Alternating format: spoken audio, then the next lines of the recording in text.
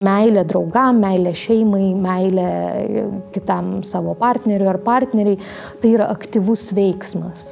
Mes renkamės mylėti kitą žmogų ir mes kažką darom dėl to, kad tai nėra tiesiog pasyvus buvimas, kad tikintis, kad viskas tiesiog kažkokiu būdu bus. Tai kas padeda kurti ryšį, nes pati irgi minėjai, kad gal ne visada bemokam kurti tą ryšį.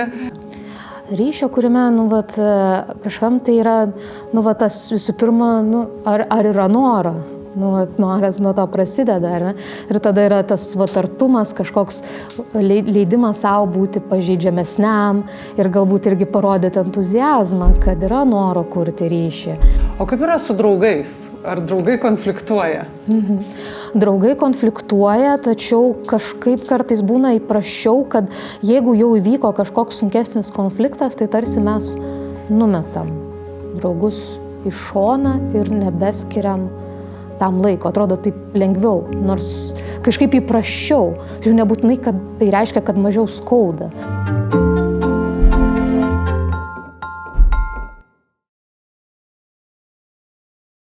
Sveiki visi, prisijungę prie Pokyčių namų tinklalaidas Laikas pokyčiams. Šiandien su manimi Pokyčių namų bendruomenės psichologė Simona, su kuria kalbėsime apie santykius, kaip juos kurti, kad būtų gera juose būti. Tai labas, Simona. Labą. Faina, kad atvykai antrą kartą jau pabendrauti su manim ir pasidalinti savo žiniom. Ir šiandien pasirinkta tema santykiai ir pati norėjai apie santykius kalbėti. Kodėl santykiai, ir čia plačiajame prasme apie tos santykius kalbėsim, ar ne? Tai kodėl santykiai, kodėl ši tema ir kuo tau jinai pati artima? Aš pati esu porų ir šeimos psichoterapijos kursantė, tai mokausi sisteminę terapiją, bet esu pabaigus ir kitus kursus, taip Gotmano metodą. Ir mane santykiai pradėjo jau seniai labai traukti ir tokia tikrai plačiaja prasme, nes santykis tai ir gali būti santykis ir su savim. Ir santykis su kitais žmonėm. Ir labai dažnai pas psichologų, žinoma, individualus darbas yra labai svarbus, bet dažnai gijimas, tas realus kažkokių įgūdžių pritaikymas vyksta santykyje. Ar poros santykyje, ar šeimoje, ar su draugais. Tie tam tikri dalykai, kuriuos mes išmokstam, ar kažkokie tie mūsų paternai, apie kuriuos mes sužinojom galbūt asmeninėje terapijoje, tada kažkaip mėginam netaikyti, kaip pavyksta santykiuose. Tai man atrodo labai svarbu irgi suprasti, apie ką tai, kaip tie santykiai gali atrodyti, ypatingai kaip tos galbūt geresnius santykius kurti. Ir ypatingai dabar yra tam tikra, kaip sako, vienišumo epidemija, kaip dažnai girdim galbūt žiniasklaidoje apie tą vienišumo epidemiją, tai atrodytų, tas kažkokio ryšio trūkumas yra labai stiprus ir jaučiamas, toks kažkoks atitolimas nuo žmonių. Tai kaip mums sugrįžti į tą tokį bendrumą, kažkokį ryšį su kitais. Tai apie tai man santykiai yra, tas ryšys, kaip mums į jį sugrįžti. Kai galvojam apie tą santykį ir tą vienišumą, ar tai reiškia, kad žmonės staiga nebeturi draugų ar ten artimųjų, ar čia vis dėlto eina kalba labiau apie buvimą tarp draugų ir artimųjų ar poroje, bet jautimąsi vienišu? Tai turbūt galima ir taip sakyti, tačiau yra nemaža dalis žmonių, kurie tarsi ir neturi. Ir ypatingai kuo toliau ir kartais vyresniam amžiuje, tuo sunkiau atrodo susirasti ar tų draugų, ar kažkokių ryšių, ar santykių. Ir būna galbūt komplikuoti šeimos santykiai ir atrodo, neaišku, ar čia dar juose būti, ar jie svarbus, arba kaip sugrįžti, galbūt jeigu buvo kažkokie nutrūkę ryšiai. Tai yra ir ta dalis, ir nes atrodo ypatingai, vis dėlto kartais tikrai šnekam apie tai, kad po pandemijos metų ir jaunesniems žmonėms, kurie labiau užaugo tame internete ir toje online erdvėje, tai tos gyvus ryšius gali būti sunku kurti. Ir tuo pačiu dažnai jaučiasi, kad jeigu neturi ypatingai porų ryšio, kažkokio to žmogaus visai šalia, tai tie draugų ryšiai ir tada žmonės jaučiasi, kad aš niekam nesu prioritetas, niekam nesu svarbus, kaip ką reiškia apskritai irgi sveikas draugystės kurti ir tos ryšius.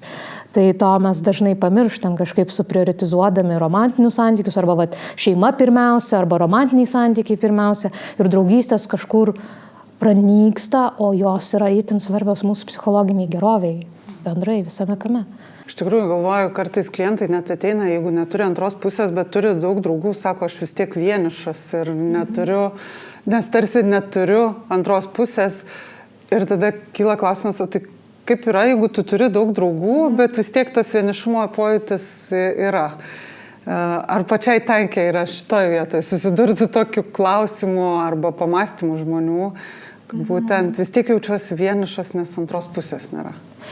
Tikrai iškyla ir ką aš pastebiu, kad labai dažnai tas yra, kad kažkokio trūksta tarsi pamatymo. Arba dažnai būna tas toks susipratimas, kad ar galbūt ir vertybės, galbūt laiko praleidimo pobūdis, galbūt kažkas jau ne visai tinka. Arba kažkaip žmonės būna, atrodo, vienpusiškai deda pastangas ir tas ryšys nesikūrė. Arba nėra taip, kad, kaip sako, aš pirmi rašo, o niekada niekas jų nepaklausia, kaip jiems sekasi. Tai yra labai daug tų skirtingų priežasčių, kodėl taip gali būti. Ir kartais tas yra galbūt irgi baisu suprast, kad gal tos ankstesnės draugystės jos nebe taip veikia, arba kad kažkokie kiti irgi žmonių ateina dalykai, kažkokios kitos grupės, šeima, kai atsiranda pas draugus šeimos, vaikai ir visa kita irgi kažkaip būna, kad žmonės į tos nueina šonus ir vis tiek kažkas yra pirmiau arba kažkurioje vietoje. Tai kaip susidėlioja pas kitus tos tam tikros hierarchijos, o standartiškai vis tiek yra taip, kad šeima, pora, draugai, jie visada lieka kažkur ten apačioj. Ir atrodo, tu leidi laiką, bet gal smagiai kažkur išeiti, pasivaikščioti, bet su kuo turėti tą tokį atvirą, pažeidžiamą ryšį, kur galima visiškai bet kada pasikliauti, čia jau yra sunkiau ir ne visi žino, kaip tą ryšį kurti ir palaikyti. Turbūt ir neįmanoma yra, jeigu galvotumėm dar apie prioritetus, kad visi būtų vienodai svarbus, vis tiek tenka išskirti tam tikrus prioritetus, renkantis, kam daugiau, kam mažiau skirti laiko. Ir natūraliai kažkaip draugystė matomai nueina toliau, su draugais tas kūrimas santykio, ar ne? Yra žmonių, kurie vadina save santykio anarchistais. Tai tie žmonės, jie stengiasi galbūt nereitinguoti, kas aukščiau, kas žemiau, tiesiog priklausomai nuo situacijos. Kur yra tam tikros situacijos, kur gali būti, kad kažkas bus prioritetas didesnis, ar ne? Nežinau, ką tik gimė vaikas, tai žinoma, kad daugiau galbūt tam yra skiriama laiko ir tada kažkam iš draugų gali reikėti būti proaktyvesniem, galbūt kažkaip palaikant tą ryšį tam tikrose situacijose. Bet mes galim visada kiekvienas taip nusistatyti, kas yra, kad man draugystės yra svarbios ir sau pasisakyti, kad, pavyzdžiui, man draugai yra svarbus. Ir aš būtinai rasiu laiko jiems, nes man tai yra svarbu, nes aš noriu turėti tos kitus ryšius ir žmonės, į kuriuos galiu kreiptis ir gerais laikais, ir sunkesniais laikais, ir visa kita. Tai yra kartais tas toksai, kaip labai patogu būna sukristi tam tikrus rėmus, gražiai čia tas kitas, norint palaikyti artimus ryšius, kartais reikia save sunepatoginti. O su kažkokiu tokiu nepatogumo jausmu, būna sunku, kai viskas gali būti pasiekiama čia ir dabar, kaip dabar labai dažnai populiaru yra ta psichologinė gerovė, bet visiškai save tarsi nesvarbu visi kiti, čia svarbiausia man dabar tik į save žiūrėti ir man čia biškiuką nepatogų, laikas biškiuką netinka ar kažkas, tai aš jau čia sakau ne, nes aš savim rūpinuosi. Tai palaikant ryšius, kartais reikia esi šiek tiek pavargęs, esi šiek tiek nelaikas, gal ir nepatogu sekmadienį ryte važiuoti kažką draugam padėti, ar šeimai padėti, ar kažkam atvažiuoji. Dėl to, kad matai prasme, nes kad tai kurs ryšį. Tai tai yra dalis irgi to, kad kaip savo irgi pamatyti, kad šiek tiek nepatogumo gali būti ir tose ryšiuose, kad ne viskas taip tiesiog bus. Tai kas padeda kurti ryšį, nes pati irgi minėjai, kad gal ne visada bemokam kurti tą ryšį, ar žinom, kaip daryti. Tai kokie komponentai yra svarbiausi ryšio kūrime? Ryšio kūrime, kažkam tai yra, tas visų pirma, ar yra noro. Noras nuo to prasideda, ar ne? Ir tada yra tas artumas, kažkoks leidimas savo būti pažeidžiamesniam ir galbūt irgi parodyti entuziazmą, kad yra noro kurti ryšį. Ir būti, taip sakant, su pagarba, kažkaip žiūrėti žmonės su pagarba, komunikuoti su pagarba, išsakyti, ko norisi, kokie yra tas toks proaktyvus, tas interesas,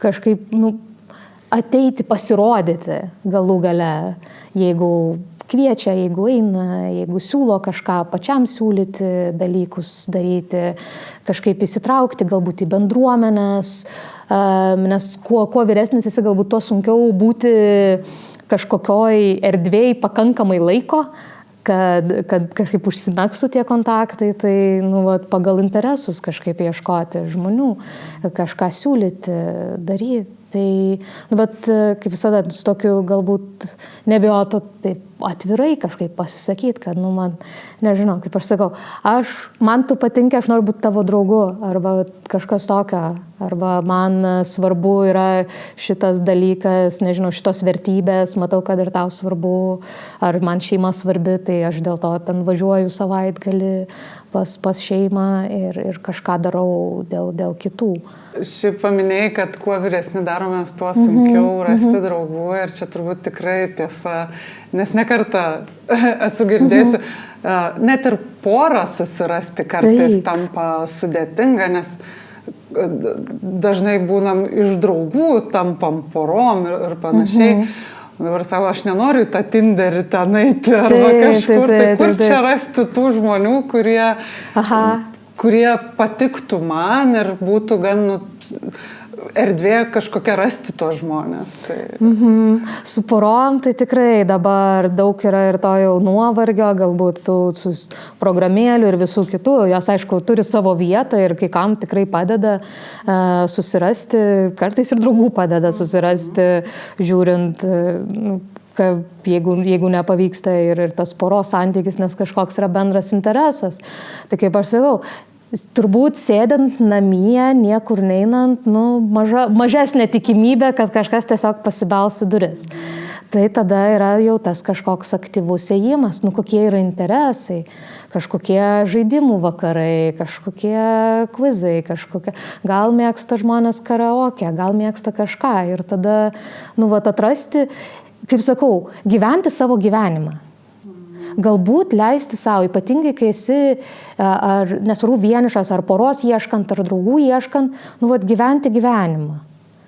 Kad tai nėra, tai tikrai yra svarbu tuos santykius turėti ir gyvenant savo gyvenimą, ką noris daryti, gal noris šokti, gal noris kažką išmėginti, pabandyti.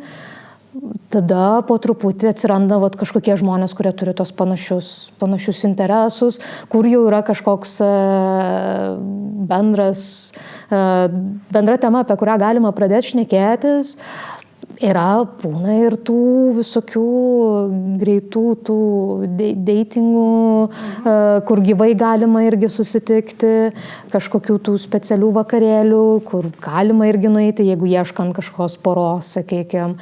Tai yra tų tokių tam variantų, aišku, tas yra žmonės laikas, kiti dalykai, bet tada vėlgi mes tada sprendžiam, kiek mums tai svarbu yra. Tai jeigu noris kažkaip gyvenant savo gyvenimą, ieškotis, bet aš kaip sakau, reikia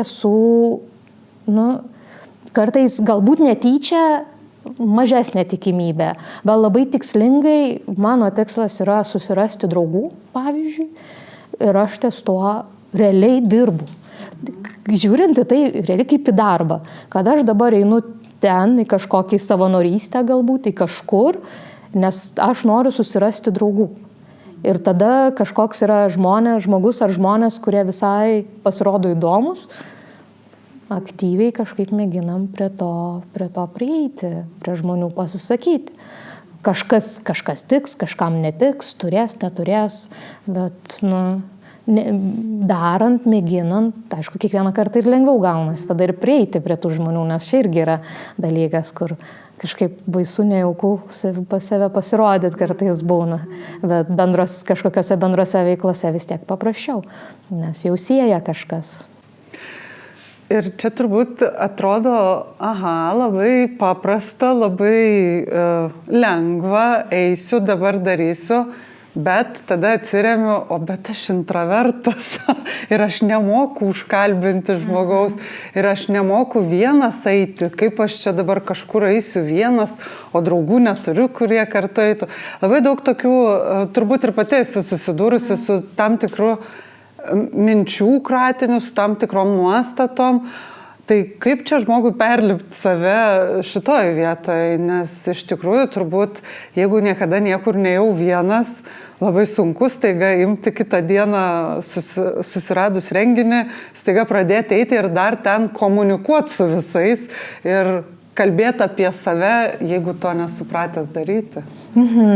Tai tikrai nėra lengvas dalykas ir gal kartais tai yra tiesiog nuėjimas ir pabuvimas, pasižiūrėjimas, kaip jaučiasi.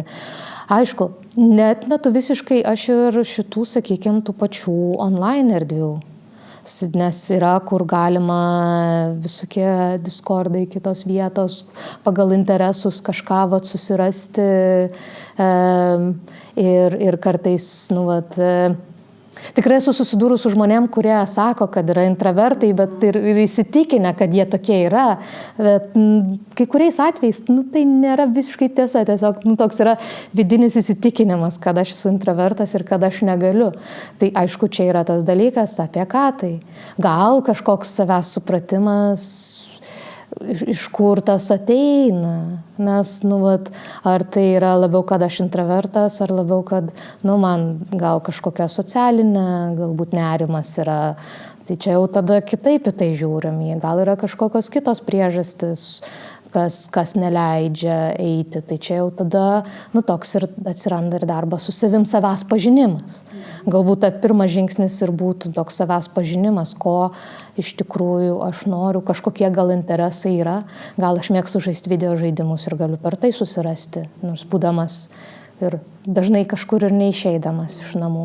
Kaip kartais yra juokelis, sako, intravertam reikia susirasti ekstravertą, kuris juos įsivaikins tam tikrą prasme ir tada visur eis. Bet, tai yra procesas. Tikriausiai, kad tas spaudimas savo, ar ne? Tai su tokia atjauta savo galbūt, kad gali ir nepavykti pirmą kartą ir kas baisu, kad gal atstums, gal kažkas, dirbti. Gal kartais ir psichologas gali čia padėti, kaip ten naviguoti visą šitą tokį socialinį pasaulį, kuris atrodo vis labiau chaotiškesnis tampa ir vis sunkiau prieiti prie kitų. Tai jeigu dabar įsivaizduotumėm, kad aš santykyje, aš radau draugų, arba turiu draugų, aš turiu antrą pusę, arba tiesiog tame pačiam santykiui. Kaip suprasti man, ar tai yra tinkamas man santykis, geras santykis, ar jis kaip tik gal labiau mane sekina, vargina, nes kartais, kai mes, net esu tikrai girdėjus, šitas draugas iš mano vaikystės, ar ne, ir mes čia visą gyvenimą kartu. Taip. Ir, ir toliau turim tęsti tą draugystę, nes jinai, bet jinai tokia, nebūtinai teisinga, man gera draugystė. Tai kaip atpažinti, ar aš čia sveikam tam santyki su draugais, su artimaisiais, su mylimuoju galbūt, ar mylimąja, Ar vis dėlto tas santykis man kenkia ir gal verta kartais žengti kitokį žingsnį tada tam santykiui? Tai skirtingi dalykai, kaip aš tame jaučiuosi. Ar aš savęs nepraradau, turbūt toksai klausimas yra, nes aš girdžiu žmonių, kad aš negaliu būti savimi tame santykyje. Tai tada, ar būtina jį jeigu kalbėt apie draugus ar nesenus, sakykime, tai ar būtina nutraukti, ar tiesiog priimti, kad pasikeitęs yra ir nebus toks artimas, kokio reikia, tačiau tas ryšys gali būti, toks tiesiog, kad, nes kartais seni draugai yra toks noras išlaikyti, nes kažkas buvo liudininkai mūsų gyvenimui, tam tikram mūsų gyvenimo etapui ir galbūt tų žmonių arti nėra tiek daug. Tai kartais tas yra išsaugojimas kažkokio liudininko būtent tam tokiam gyvenimo etapui. Tai galbūt suprast, kad yra pokytis, kaip aš jaučiuosi. Šitoj vietoj, ar aš galiu būti atviras, ar aš galiu būti savim, ar man tai kainuoja daug pastangų, ar aš visada galvodamas apie tą žmogų ar tos žmonės, galvoju tik neigiamai ir jaučiuosi blogai, ar yra kažkas pozityvaus, ką aš apie tai galvoju. Nes kalbant apie porą taip pat, poras, tai jeigu tai yra karšta šalta, tas pats ir galioja ir draugam, karšta šalta, vieną kartą viskas gerai, kitą kartą jau ten, nežinau, kažkokie įžeidinėjimai žodžiai, paskui vėl kažkokie pasitaisimai ir tu niekada nesi tikras, kas vyksta.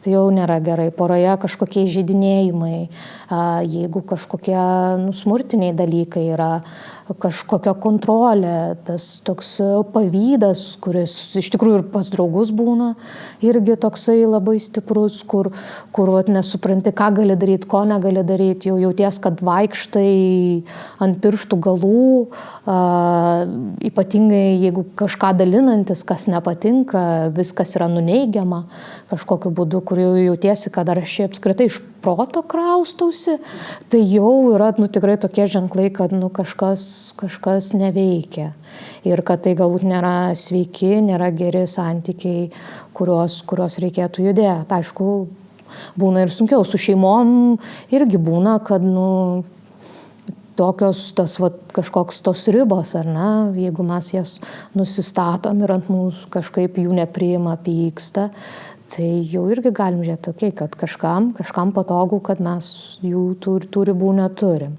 O net ir nebūtinai kažkokiose netinkamose santykiuose, bet tėvai sugalvoja įvairiausių būdų, kaip savo vaikus išlaikyti ir būti ir kažkaip ant kaltės užlipti.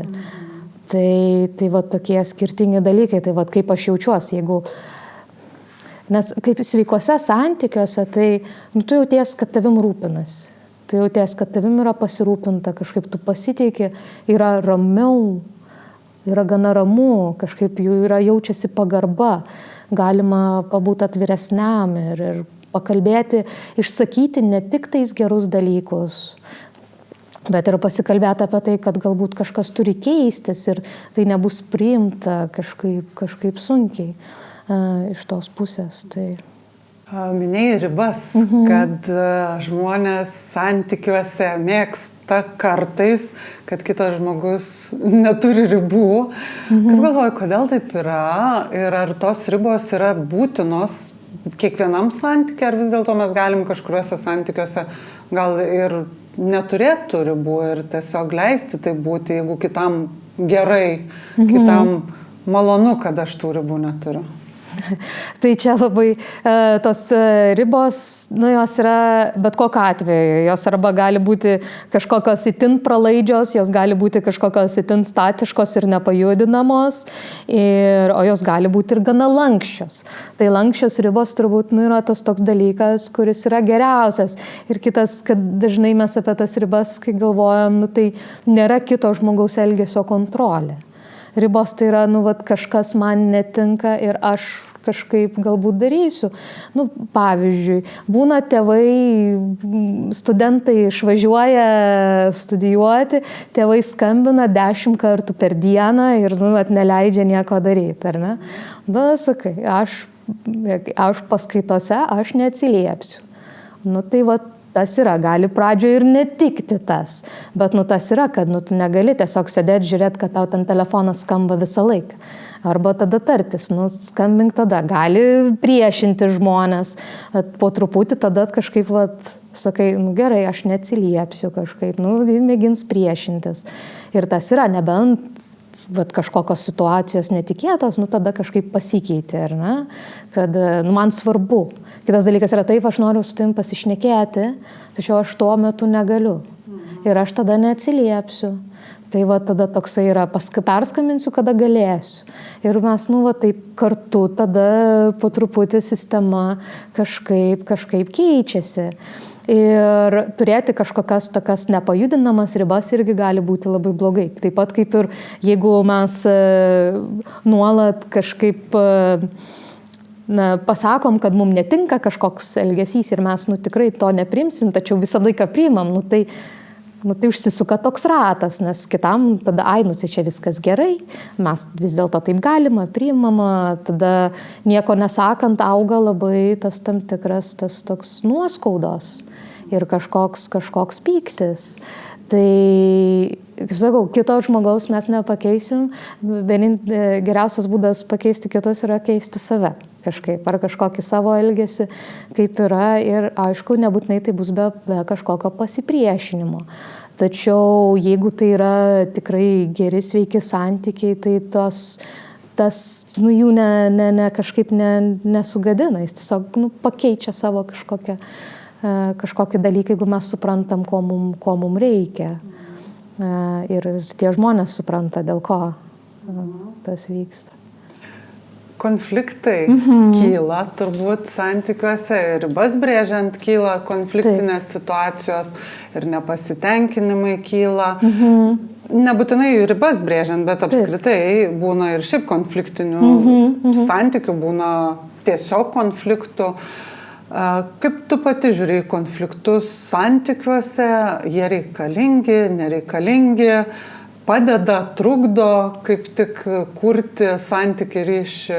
Yra gera knyga, dabar netgi lietuvių kalba išėjusi Johno ir Julie Gottmanų Išmokime pyktis ir kaip sėkmingos, ten aišku į poras orientuota, kaip sėkmingos poros konfliktus paverčia ryšio tokių kūrimu, tikriausiai daugmaž taip išsiverstų.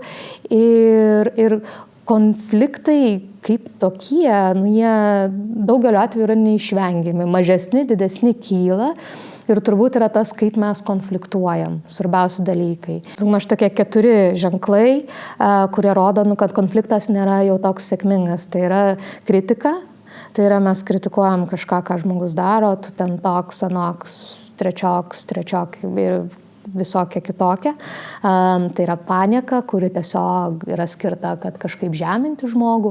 Tai yra tas kažkoks atsiribojimas arba jau toks visiška, taip sakant, kai žmonės būna tokiu, atrodo, stikliniu veidu ir net nereaguoja visiškai į nieką ir gynybiškumas, kai jeigu kažkas ateina su poreikiu kažkokių dalykų išsakyti, mes pradedam iš karto gintis, kad aš šito nenorėjau, aš taip neplanavau, tu čia ne taip supratai, čia ne apie tai. Ir kartais netgi yra perverčiama, kad iš tikrųjų čia gal yra kita problema ir atrandam. Tai šitie yra tokie 4 požymiai, kad tas konfliktas jau, ar reakcija į kažką nėra labai gera. Jau gera žinia yra tai, kad kiekvienas iš šitų dalykų turi tą tam tikrą savo, taip sakant, priešnodį. Jeigu yra kažkokią pastebim kritiką, tai vietoj kritikos prieiti su tuo tokiu nuo savęs, apie jausmą, apie tai, kaip aš jaučiuosi, apie situaciją ir ko aš norėčiau. Ir labai dažnai yra pamirštas tas aspektas, kad pasakyti ne tik tai, kad aš jaučiuosi dėl to, kad man negražiai kažkas buvo pasakyta šitoj situacijai ir pasakyti, aš norėčiau, kad į mane kitaip kreiptumės toj situacijai arba kažkaip kitaip reaguotum. Ir kai yra išsakomas poreikis, kitam žmogui yra lengviau tą išgirsti ir taip pat jie iš karto žino, ką jiem reikia padaryti ir pakeisti, jeigu mes tą žinom. Nes bet kokiu atveju, net jeigu aš tiesiog kažkam pasakyčiau žodį tu, tai jau iš karto vien išgirdus tu, toks viduj noris netgi sustingti, nes galvoju, ką jau aš padariau. ne nuo savęs. Panika tai tiesiog vėlgi, kad ne žmogaus kažkokios savybės kritikuojamos, o vat vėlgi kažkaip per save pereiti, kad yra kažkoks poreikis išsakyti vėlgi, kad visi tie visada. Ir gynybiškumui yra priimti kažkokią savo dalį atsakomybės. Nes labai dažnai konfliktuose būna tas toksai, kas laimės, kad aš teisesnis, tu teisesnis. Bet yra dvi perspektyvos. Nes, kaip aš visada sakau, jeigu aš dabar tavęs, Igne, ir manęs paprašytų nupiešti šitą stalą, mes tai nupieštumėm šitą stalą su viskuo, kas ant jo yra, tai būtų tas pats stalas su stiklinėm ir viskuo, bet jis būtų iš skirtingų požiūrių kampų. Tai būtų tas pats stalas. Tai gali būti, kad jausmai jie kyla, ir galbūt juos kažkaip suprasti, kad aš jaučiausi labai blogai toj situacijai. Tai teisinga, neteisinga, ar mes galim suprasti, kad suprantu, kodėl taip galėjai jaustis. Galbūt galėjau kažkaip kitaip prieiti. Tai nebūtinai iškart reiškia, kad mes čia nusileidžiam, kad priimam kito poziciją, kad kažkas, nes tiesiog kito žmogaus jausmus suprantam ir žiūrim, kaip galim, kas yra svarbiau. Ar laimėti, ar vis dėlto palaikyti ryšį ir išjudėti iš to konflikto. O jeigu yra kažkoks tas noras atsiriboti, jis iš tikrųjų dažniausiai rodo labai didelį sužadinimą, kad jau visko yra tiesiog per daug ir aš su to negaliu sutvarkyti. Tai gali tam reikėti atsitraukti. Tiesiog atsitraukti iš situacijos. Aišku, dažna klaida yra, kad žmonės tiesiog išeina. Žmonės tiesiog išeina ir tada neaišku, o tai mes grįšim prie temos, arba tiesiog būna paskui, kad lyg viskas niekur nieko. Tai jeigu mes atsitraukiam, kažkuriam laikui galim pasakyti, man reikia atsitraukti, kad aš nusiraminčiau, nes man čia yra šiek tiek per daug. Ir tada pasakyti, už valandos, už 2, rytoj ryte pasišnekam, grįžtam prie šitos temos. Tada kiti žmonės ar kitas žmogus nelieka pakabintas, galvojantis, tai kas čia dabar prieis, kas čia turės ką pasakyti. O tas žmogus, kuris atsitraukia, vėlgi, klaidą kartai žmonės daro, kad toliau ir galvoja. Ką sakyti, ką sakysiu šitoj situacijai, ką darysiu. Ne, jeigu tikslas yra nusiraminti, tai ir darom viską, kad nusiraminti, nesvarbu, kas tai būtų muzika, vonia, kažkokie dalykai, kad negalvoti apie tą konfliktą, nusiraminti ir tada sugrįžti į šitos dalykus. Tai ir tikrai aš, kadangi dirbu pati su poromis, tikrai konsultuoju poras, ir pas save, tos įgūdžius mes kartu mokomės ir mokau poras. Ir yra tiesiog gražu stebėti, kai pavyksta tos panaudoti priešnuodžius, kartu pasišnekėti. Ir tada atrodo netgi visas kambarys kvėpuoja ir kaip išeina žmonės artimiau jaučiasi. Arba paskui irgi ateina kokią kitą sesiją, turėjom konfliktą, mums pavyko pasišnekėti. Arba mes pasišnekėjom kažkokią sunkią temą, kuri anksčiau keldavo konfliktus galbūt. Ir dabar mes taip pasišnekėjom, ir aš suprantu kitą geriau negu bet kada.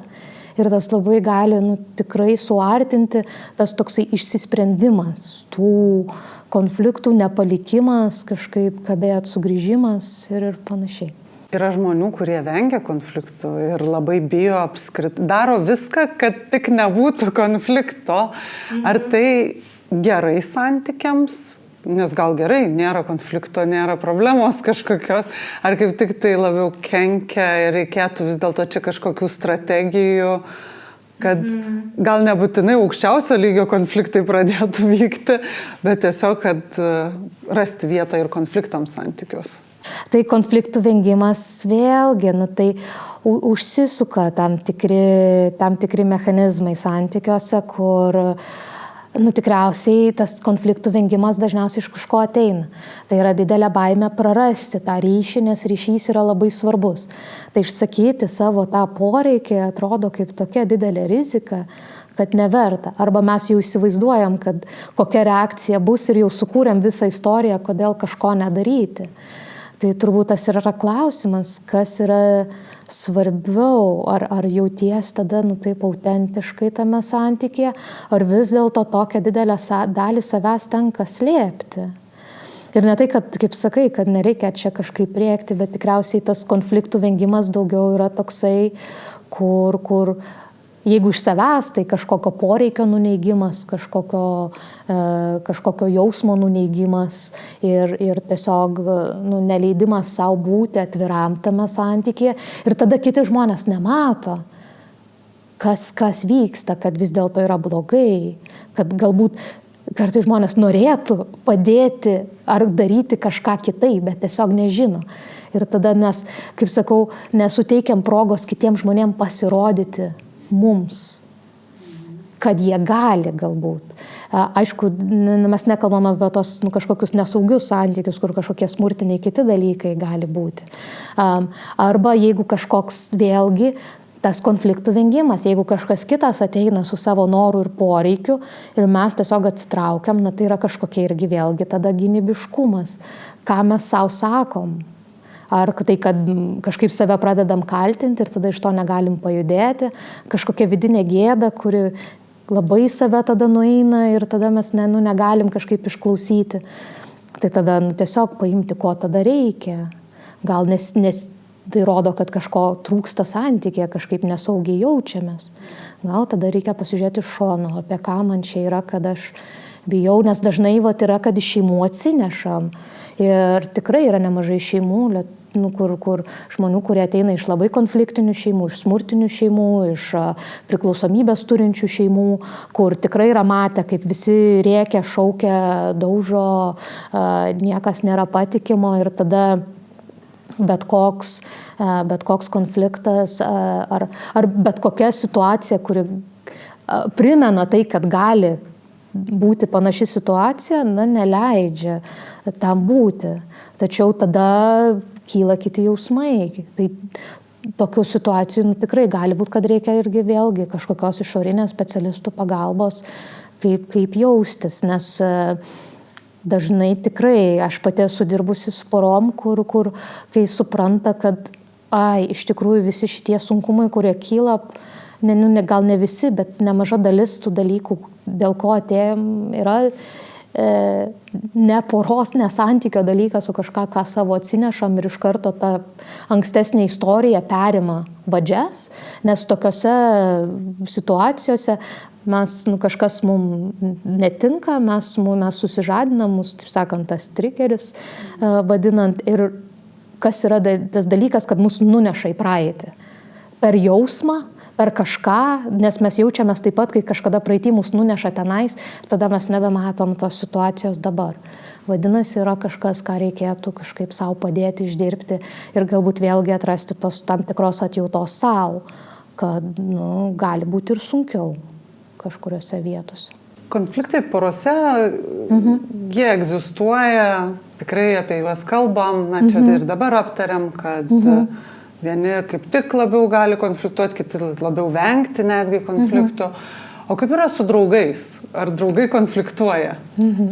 Draugai konfliktuoja, tačiau kažkaip kartais būna įprasčiau, kad jeigu jau įvyko kažkoks sunkesnis konfliktas, tai tarsi mes numetam draugus į šoną ir nebeskiriam tam laiko. Atrodo taip lengviau, nors kažkaip įprasčiau. Tai nebūtinai, kad tai reiškia, kad mažiau skauda. Nes atrodo, kaip čia mum dabar išsispręsti, nes nėra, yra porų konsultavimai, šeimų konsultavimai ar kažkas. Tai aš pati kažkaip stengiuosi tą sakyti, kad gali ateiti ir draugai, jeigu vyko kažkokia situacija, kurią norisi kartu išsispręsti ir išlaikyti tos santykius, tai tikrai irgi galima tą daryti. Tai parama nėra skirta tik porom šeimom, kas yra ryšiais. Ypatingai dabar, kad daug kas kuriasi tas tokias surastas šeimas, kurios susideda iš draugų. Tai konfliktai kyla, vis tiek būna. Mes į draugystės atsinešam tos pačius dalykus. Tai yra, jeigu tai yra pakankamai artimas ryšys, konfliktas kils, nes mes būsim kažko pažeidžiamesni, kažkokias mūsų nuospaudas gali užminti, kažkokius dalykus, nes vis tiek turim poreikių. Gal mes turim poreikį susitikti dažnai, arba kad mums rašytų, arba kažkas siūstų žinutes, o kažkas visiškai nebendrauja ir mes norim pasakyti, kad man reikėtų daugiau kontakto. Ir tada kitas žmogus gali būti, kad ne, aš čia negaliu, dar kažkas. Ir tai jau yra tam tikras dalykas, kur išsispręsti. Ir to turbūt irgi nereikia bijoti, norint susikurti tos tokius stipresnius ryšius, kad išsisakyti. Ne tiesiog, kad ai čia tik draugai, tik tas ir vėlgi kaip mes tai vertinam. Ar vis dėlto mums tai yra svarbus ryšiai, kuriuos mes norim palaikyti, vadinasi, kartais reikės ir to tam tikro tų įgūdžių irgi kaip išlaikyti ir išjudėti iš kažkokių sunkių situacijų ir su draugais. Kodėl lengviau draugus nurašyti, jeigu įvyko konfliktas, negu sutuoktinį ar ten gyvenimo partnerį? Kodėl lengviau pasiduodam šitoje vietoje, kaip tu manai? Gyvenam tam tikroje visuomeniai, galbūt, kur labai buvo didelis prioritetas, būtent ypatingai filmai, dalykai yra, kad čia vis tiek yra svarbiausias, tai jau čia mes į poros išsaugojimą turėtumėm dėti visiškai visas pastangas, kad tik tais nebūtų. O jau į draugų atrodytų, kad čia bus tų draugų. Kaip patirtis rodo, kad gali būti labai sunku irgi būti. Ir žiūrint, kas įvyksta, ir vis daugiau žmonių pradeda suprasti, kad reikia skirti ir tą tokį pat dėmesį ir draugam kažkaip, arba bent jau nemažiau svarbus mūsų, kaip sakau, psichologiniai geroviai. Tiesiog ir dažnai iš tikrųjų, kaip sakau, aš sakau, lengviau, galbūt taip teoriškai, bet jausmai irgi gali būti tokie kaip netekties, netekus draugo. Tik tiesiog kartais būna tas, kad kaip čia tvarkyti šitą situaciją. Neaišku, tas lengviau yra tas, kad galbūt mažiau yra taisyklių, mažiau kažkokių ritualų, mažiau kažkokių dalykų, kaip po konflikto kažkokio to dalyko sugrįžti į draugystę. Kaip į poras, tai jau visur, kur tik nerasi patarimų, ką daryti, o su draugais tai galim ir daugybę tų pačių dalykų pritaikyti iš tikrųjų. Susikurti savo kažkokius ritualus, taisyklės, kaip mes norim, kad tie santykiai būtų, nes netekus draugų tikrai atrodo visi kažkaip, pasakytum, išsiskyriau su antra puse, su savo kažkokio partnerė, daug kas sakytų, gaila, ar čia gerai, ar čia blogai, ar kažkas, sakytum, viskas ten su draugu susipykau. Su draugu, bus kitų, bet tai tas pats, bus kitų, bet tau tai gali būti labai labai svarbus žmogus ir ta netektis tokia pat stipri. Tai ir galbūt, kadangi tas toks visuomenės kartais požiūris yra kitų, čia draugai, atrodo, kad tarsi ir mes negalim sau leisti liūdėti ar kažkaip jaustis blogai, kad čia tik tais tas, čia netaip svarbu, čia gal netaip svarbu, gal daugeliu atveju kartais mėginam savį tikinti, kad netaip svarbu, bet aš sakyčiau, kad gali būti itin svarbu. Kaip galvoji, kas padeda kurti ilgalaikius santykius tiek poroj, tiek draugų tarpe, ką svarbu žinoti šitoje vietoje? Turbūt, kad visko gali būti, tikriausiai, jeigu tai yra ilgi santykiai, tai visokių periodų, kur galbūt tas ryšys stipresnis, kažkokių periodų, kur tas ryšys galbūt yra kažkur svyruoja, bet koks tas yra pagrindas, ar jisai yra geras, tvirtas pagrindas, ar ne? Tiek porai svarbu tas draugystės, taip sakant, pagrindas, tiek draugystėm pasitikėjimas, kažkoks tas tam tikras įsipareigojimas, kad aš noriu šitą išlaikyti tam ir supratimas kito, kur kažkokių bendrų dalykų kūrimas ir taip sakant, aktyvus ryšio palaikymas. Kaip su porom sakytų Gotmanai, kad vienas iš tokių porų ir ilgalaikių tikrai santykių, ką santykių ekspertai daro, tai yra vienas tas reagavimas į kito žmogaus, taip sakant, ryšio prašymus. Tai gali būti įvairiausi dalykai. Aš, žiūrėk, pas mane šiandien grįžti namo ir skaio mano kolegė ir kolega kažką padarė ten darbe. Ir ką kitas žmogus daro. Ar daugmaž praignoruoja, ar sako, neįdomus man ten tavo kolegos yra apskritai, kas ten vyksta, ir atmeta tą tokį ryšio prašymą, ar sako, papasakok viską, kas vyko, aš dar įpilsiu arbatos ar kažko ir pasišnekam apie tai. Tai čia kaip pavyzdys, tai tie ekspertai tokius įvairius ryšio prašymus, ar tai būtų netgi kažkoks, noris kažką parodyti kitam, teigiamai priima daugiau kaip 80% kartų. 100% aišku neįmanomai visus atsakyti, bet tas yra, kur mes tą ryšį kažkaip palaikom, kur tai tada tai gali būti ar draugam, tai gali būti ir parašymas kažkoks ir mes į tai sureaguojam, kažkoks pasidalinimas, mes tai sureaguojam, kažko mes paklausėm, ta prasme mes taip aktyviai tame dalyvaujam. Tai ilgalaikių santykių palaikymas tai nėra pasyvus procesas, tai yra aktyvus procesas. Man galbūt patiko Bell Hooks mintis knygoje Viskas apie meilę, kai tikrai apibrėžia meilę per aktyvų veiksmą. Ir meilė draugam, meilė šeimai, meilė kitam savo partneriui ar partneriai, tai yra aktyvus veiksmas.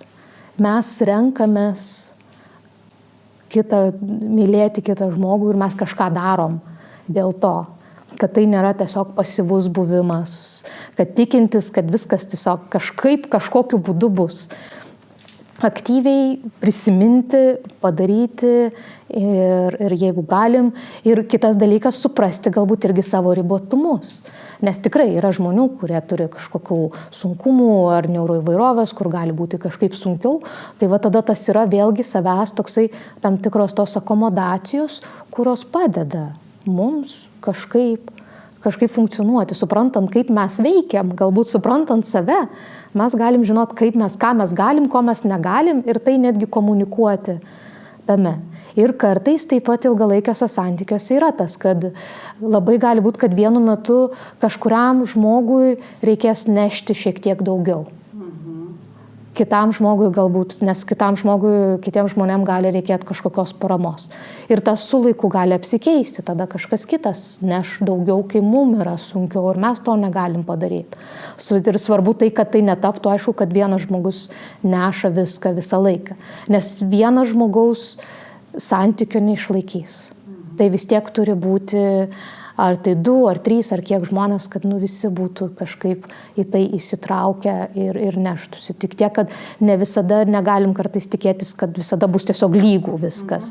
Yra skirtingi periodai, o ilgalaikiuose santykiuose tas turbūt yra ir vienas iš tokių dalykų, kuriuos irgi reiktų atsiminti. Kaip žinoti, dar investuoti į santykį arba kada investuoti į santykį, o kada paleisti ir eiti toliau?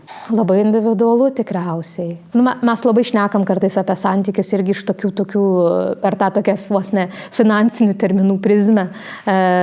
Kas čia verta, kiek neverta, kada jau nustoti investuoti. Ir aišku, yra tai naudingi tam tikri dalykai. Ir irgi, kad kartais atrodo, kad jau tiek pastangų įdėjom, tai toliau reikėtų dėti ir tas yra tas toks angliškai sunk cost fallacy, kur mes taip judam. Tai tikriausiai toks pasičekinimas kartais ir su savim. Ką aš dar iš to gaunu? Galbūt tam tikrą prasme. Ar aš dar kažką iš to gaunu, kad ir kokia ta sistema, kurioje mes esam užsisukę, kažkokiu būdu veikia. Tai ar tai galų gale, kaip mes jaučiamės, mums yra priimtina ir mes dar galim, dar turim pastangų, o kada jau nebeturim jėgų ir ką tada reikia pakeisti. Kitas dalykas, į ką mes investuojam, ar mes investuojam tikėdamėsi, kad kitas žmogus pasikeis, tiesiog laukiam ir tas yra investicija, kaip sakiau, kitas žmogus jeigu nenorės, žmonės nepasikeis. Tai mes tada keičiam save. Kaip mes norėtumėm jaustis galų gale. Bet aš dažnai užduodu tą klausimą žmonėm, nes kartais yra tas, tai ką čia daryti, kur čia eit, kokie veiksmų planai, kaip kas. O aš sakau, o ar gali tikslas būti jausmas? Ar gali tikslas būti jausmas? Aš noriu jaustis santykyje ramiai. Ar aš čia taip jaučiuosi? Ne. Ar ką aš galiu padaryti, kad taip jaučiuosi? Nieko, nežinau. Gal tada ir atsakymas yra tame. Ar čia toks individualus dalykas. Vat kartais tas toksai, ne tiek, kad aš norėčiau, kad būtų ten daugiau to, mažiau trečio, bet kaip aš norėčiau jaustis. Ir kas man padėtų prie to jausmo prieiti. Tai tikrai ypatingai ir kartais turbūt sunkiausia būna, kai ar draugai, ar partneriai, ar kažkas, tu jauti šiltus jausmus į meilę, bet tiesiog supranti, kad neveikia. Ir tai yra turbūt sunkiausia paleisti šituos ir tada galvoju, koks yra tas tikrasis poelgis iš meilės savo ir kitam. Ar dar tą skardinę tenais toliau stumti pakeliui, ar vis dėlto, kaip tas poelgis iš meilės tos yra, kad paleist, nes lengviau būtų. Kaip aš sakau, iš meilės. Turbūt padarytas irgi sprendimas gali būti nebūtinai, kad išlaikyti, kartais iš meilės padarytas sprendimas yra ir paleisti. Turbūt pats sunkiausias sprendimas iš meilės paleisti. Taip. Nes atrodo, kai myli, dar yra ką padaryti, ar ne? Bet kažkur vis tiek yra riba kažkokia tai. Kiek tu gali padaryti?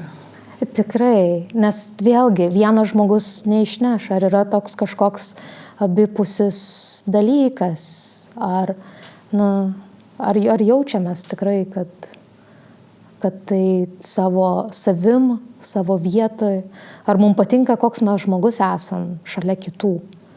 Toks irgi geras yra dalykas. Ar man patinka, koks žmogus aš esu šalia kitų. Ar aš noriu būti toks pat, ar aš noriu kažkaip geriau, ar aš noriu kažkaip prilygti, ar man nepatinka, kuo aš tampu. Man gal nepatinka, kad aš vis dėlto daug stresuoju, kad gal nemiegu, gal daug galvoju neigiamų dalykų.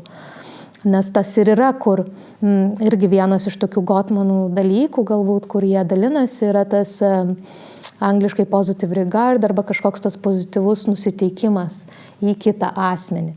Ir jis yra tiek tai, kad mes negalvojam, kad kitas žmogus bando mums pakenkti, kai mes, pavyzdžiui, konfliktuojam, bet tuo pačiu tai yra ir tas, kad jeigu mes būdami patys, ar mes pozityviai galvojam apie tos žmonės, ar tik galvojam apie neigiamus dalykus. Tai jeigu tai yra tik neigiami dalykai, aišku, tai yra tik vienas ženklas, bet tai jau yra kažkoks požymis, kad kažkas kažkurioje vietoje gal jau neveikia ir susidėjus su kitais dalykais. Galbūt tikslai išsiskiria, galbūt yra vertybės, kurios gyvenimo tikslai išsiskiria, yra kažkokios vertybės, kurios yra nepajudinamos, kurios nesuderinamos. Kartais tu gali labai mylėti žmogų, bet tokie klausimai, kaip nežinau, galbūt vaikai. Vienas nori, kitas nenori. Klausimas, net ir labai mylint, ar čia yra kompromisas, nes kažkas bus nelaimingas. Tai tada galbūt darom tokį sprendimą, kuris gali būti ir labai sunkus. Nes arba kažkuris vis dėlto kažką padaro, bet šitoks pavyzdys, bet vertybės, kažkokie požiūriai į gyvenimą, kur turbūt, darant automatiškai dalykus, gali man ilgai tame būti, bet taip sustojus pamastyti, tai kokios yra mano vertybės, kaip aš noriu jaustis, kaip aš jaučiuosi, kas čia iš tikrųjų vyksta šitoj situacijoje ir kad man rūpi, bet, kažkaip kažkas jau nebesueina gal ir nepavyksta surasti to kažkokio bendrumo, kuris išlaikytų.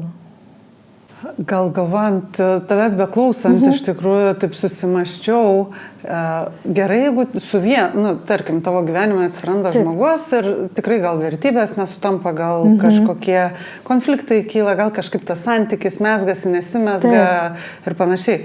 ką daryti, arba į ką čia atkreipti dėmesį, jeigu atrodo, kad su kiekvienu žmogum nesimezga santykiai. Nes tikrai atsiranda ir klientų tarpe kartais ateina ir sako, visi mano aplinkoje labai kritiški man yra, arba visi kažkaip mane palieka. Vis, kuriam santyki ir apsisuka ir palieka po metų, po pusmečio ir panašiai. Kiti net man yra buvę, kur net sako, per tiek mėnesių mūsų santykiai užsibaigė, kur konkrečiai net su kiekvienu, tarkim, antra pusė, kuriant atrodo, kad po to paties laiko nutrūksta santykiai ir taip kaip tendencija tam tikra. Ką daryti toj vietoje? Ar čia yra kažkokių tendencijų, ar čia gal pagalbos kažkokios reikia daugiau, ar pats gali pastebėti, matyti ir kažkaip iš to išlipti? Nežinau, kiek susidūrus su tuo esi, aišku.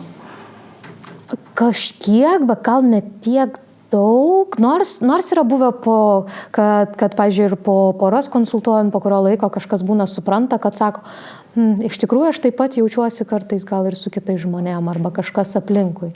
Ir, kad ir kaip skambėtų, yra vienas bendras vardiklis, tai esu aš galbūt. Ir tada kas yra ten turbūt apie mane, galbūt reikia irgi kažko gal iš šono pamatyti, jau tada sunku, bet vadinasi kažkas vyksta, gal tada reikia kažkokių nešališkų akių, ar tai būtų psichologas, ar kažkas iš žmonių, kurie gal vis dėlto yra aplinkui, ar šeimos, ar kažkas, kad pasišnekėti, taip atsist, kas čia vyksta, ir iš kur tas gali ateiti, kartais pačiam gali būti sunku, ir tas tada toks pasaulis pavojingas, baisus ir visa kita, tas tikėjimas iš kažkur ateina. Ir kaip mes galim kartais patys tapti savo baisiausios kažkokio baimės, taip sakant, vykdytojais. Gal ir patys to nesuprasdami.